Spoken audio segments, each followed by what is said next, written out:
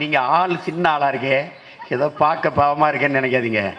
கெட்ட பையன் நான். ஆள் தெரியல போட்டுருக்கு. நாங்கெல்லாம் சிங்கத்தோட உண்ணாக்க வெட்டுக்குன்னு பிடிங்க திங்கிறீங்கடா மர தமிழே. பல காட்சிகள் காட்டும் இந்த ஜன்னல், பல காட்சிகள் காட்டும் இந்த ஜன்னல். உற்சாகம் எல்லாம் உனக்குள் இருக்கே, அது தெளிவாக காட்டும் ஜன்னல். அதுலயே அவர் பேசுறாரு முதலமைச்சர், தேடி தேடி பார்த்தாலும் எங்கள் ஆட்சியில் ஒரு குறையே சொல்ல முடியாது. ஒரு தம்பி போடுறான், உங்க ஆட்சியை தாயா காணாமனு தேடிக்கிட்டு இருக்காங்க.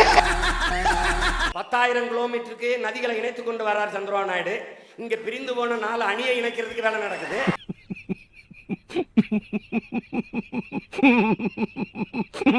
மோடி முகத்துல தாடி வளருமே ஒழிய தமிழ்நாட்டுல தாமரை மலராது வளராது.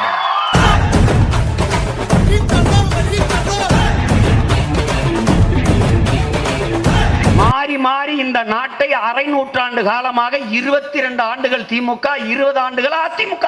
சீமானுக்கு போட்டாத பிஜேபி வந்துடும். சீமானுக்கு போட்டா சீமான் தான் வருவா, பைத்தியக்காரப்பல.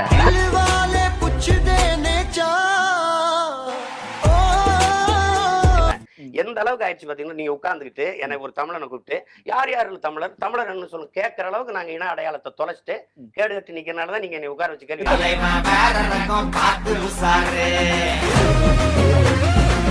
அன்னைக்கு அம்மாவும் 48 திருடர்கள் இருந்தாங்க. இன்னைக்கு அம்மா இல்ல, வெறும் 48 திருடர்கள் தான் இருக்கிறாங்க. ஏன் இப்படி பாக்குறா? எவ்வளவு மிரட்டுறான், எவ்வளவு இது பண்றான், என்னென்னவோ பண்ணி பாக்குறானே. கூட்டணி வைக்கலாம், ரைடு. என் வீட்டில் ஒரு தடவை போடுறா, டேய் தயவு செய்து போடு ப்ளீஸ், ரைட்.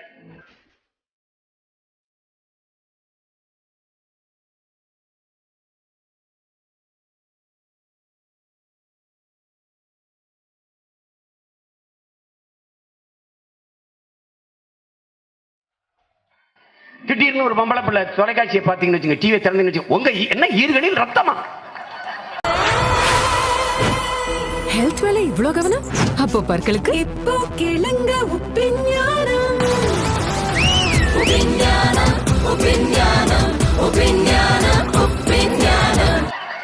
உங்க பேஸ்டில் வேம்பு இருக்கா, நீம் இருக்கா, கறி இருக்கா, உப்பு இருக்கா? அட பரதேசிகளா, இதை மூணை வச்சுதான் ரொம்ப நாளா நாங்க பல்லு விளக்கிட்டு இருந்தோம்.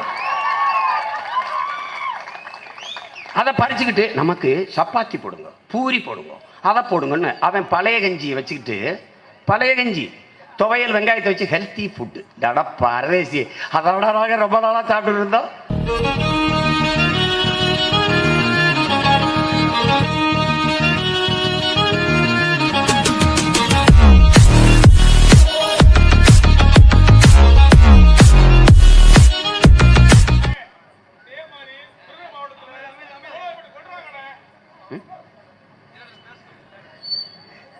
கொல்றாங்கன்னு சொல்லு, யாருக்கு போட்டா ஓட்டு போனவர?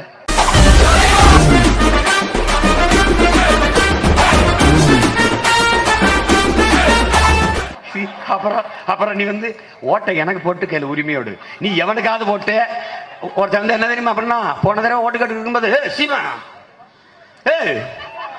என்ன நீ இதெல்லாம் ஸ்டாலின், ஜெயலலிதா, கருணாநிதி கலப்பா என்கிட்ட இருக்கிறேன், நீ தானே வந்திருக்க. ஏய் சிக்கிட்டான் சீமான்னு வச்சு செய்யறான். டேய் பைத்தியக்காரா, 50 வருஷமா நாட்டை அவன்கிட்ட கொடுத்துட்டு கேள்வி என்கிட்ட கட்டிக்கிட்டு பைத்தியக்காரா. எனக்கு போடு, என்கிட்ட அதிகாரத்தை கொடு. அப்புறம் நான் செய்யலைன்னா இந்த முச்சந்தில கட்டி வச்ச அடி.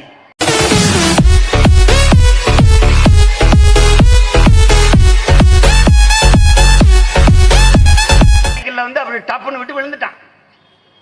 விழுந்தா அப்படியே எந்திரிச்சு, சீமா நீ பாட்டு இங்க வா, என்னன்னு கேளு, வா. எங்கடா? டாஸ்மாக் கிடைக்க. ஏய் 100 ரூபா இருந்தது 110 ரூபாயா ஏத்திட்டான், வந்து கேளுன்றான். அட பாவிகளா, அவனுக்கு ஏதோ பிரச்சனை, அவனுக்கு அது பிரச்சனை. சார் என்ன பண்றது சொல்லுங்க? கடை மூடிட்டா என்ன பண்ணுவீங்க? செத்துருவேன் சார். மதுவே இல்லைன்னா செத்துருவேன். மது ரத்தாத உட்காந்து எடுக்கிறேன். 12 மணி ஆகிட்டாங்க. நான் காலையில் குடிக்க வேண்டியவன். நான் இதுவரை தமிழ்நாட்டில் அம்மா உப்பு, அம்மா உரம், அம்மா உணவகம் அதான் இருந்துச்சு. இப்போ இந்த வரி, ஜிஎஸ்டி வரியும் அம்மா வரி தானே இப்போ தான் நமக்கு தெரியுது.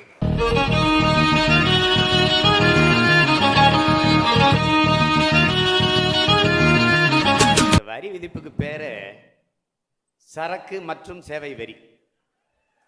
சரக்குக்கு மட்டும் இல்லை வரி.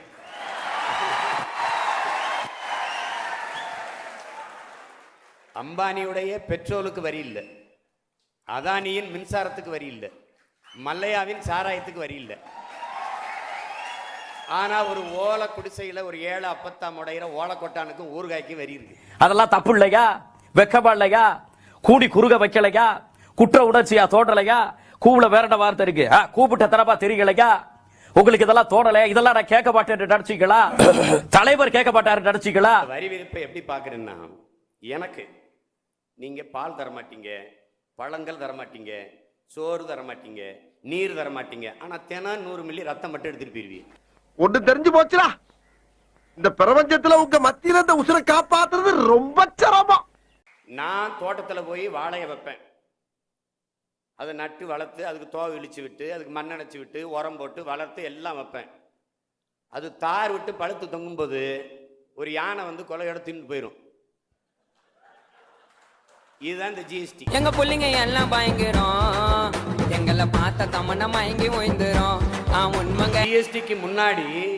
ஜிஎஸ்டிக்கு முன்னாடி கடைக்கு பொருள் விற்பனைக்கு வந்தது, ஜிஎஸ்டிக்கு பின்னாடி கடையே விற்பனைக்கு வந்தது. எங்க அண்ணன் சொல்றாரு, மாநிலங்களினுடைய வருமானம் பெருகிவிட்டதுன்னு. அப்படின்னா தமிழ்நாடு அரசு பெற்ற 5 லட்சம் கோடி கடனை கட்டிடுவீங்களா நீங்க? இப்போ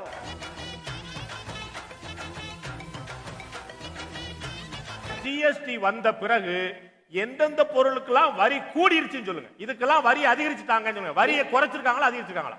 ஒண்ணும் இல்ல, நீங்க மெழுகுவர்த்தி, ஊதுவத்தி, ஓலக்கொட்டான், ஊறுகாய்க்கு வரி ஏத்திருக்கீங்களா இல்லையா? முன்னாடி வரி இருந்ததா இல்லையா? நீங்க பாதிப்பு இல்லைன்னா நெசவாளர் எதுக்கு போராடிட்டு இருக்கான்? எதுக்கு திரைத்துறையை கடமை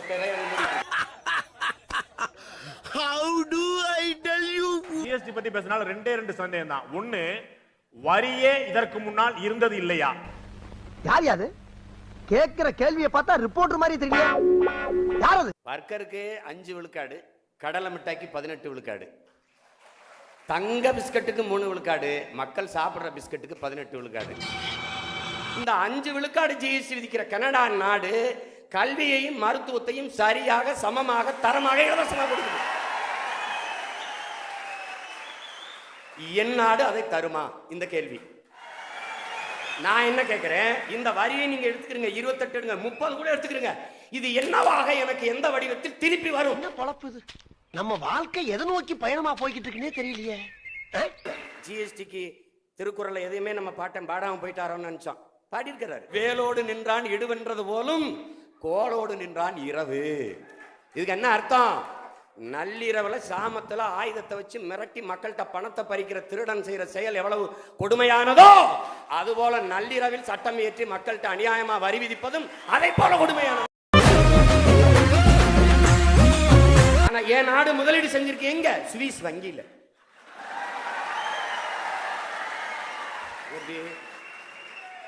சுவிஸ் வங்கியிலிருந்து கருப்பு பணத்தை கொண்டு வாங்கன்னா அப்பத்தான் சுருக்கு பையில இருந்து கருப்பு பணத்தை எடுக்கிறது.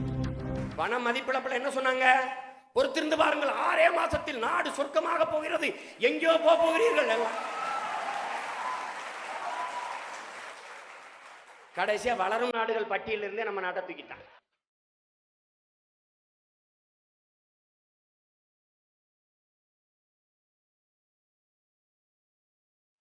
எல்லாம் தனியார் மயம், தாராள மயம்னா அரசின் வேலை என்ன? கல்வி தனியார் மயம், தண்ணீர் தனியார் மயம், சாலை தனியார் மயம், போக்குவரத்து தனியார் மயம், மருத்துவம் தனியார் மயம். அரசின் வேலை என்ன?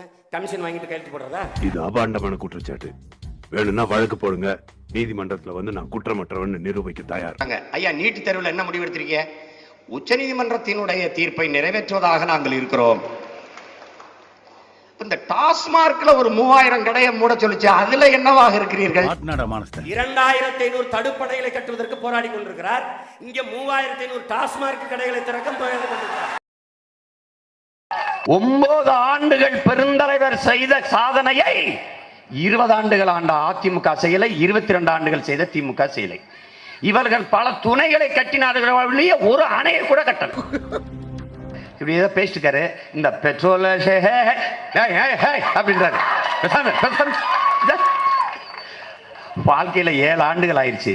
ஒரு நாட்டின் முதன்மை அமைச்சர், பிரதம அமைச்சர், பத்திரிகையாளர்களே சந்திக்காம இருக்கிற ஒரே பிரதமர், பெருமைக்குரிய பிரதமர் நம்ம பிரதமர் தான்.